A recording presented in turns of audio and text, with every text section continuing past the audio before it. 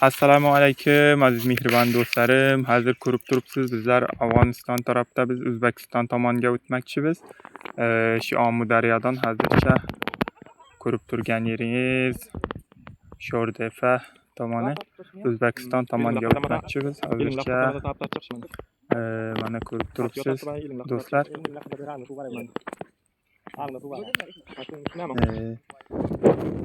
Mana do'stlar, O'zbekiston tomoniga o'tdik. Hozircha O'zbekiston tomonida turibman.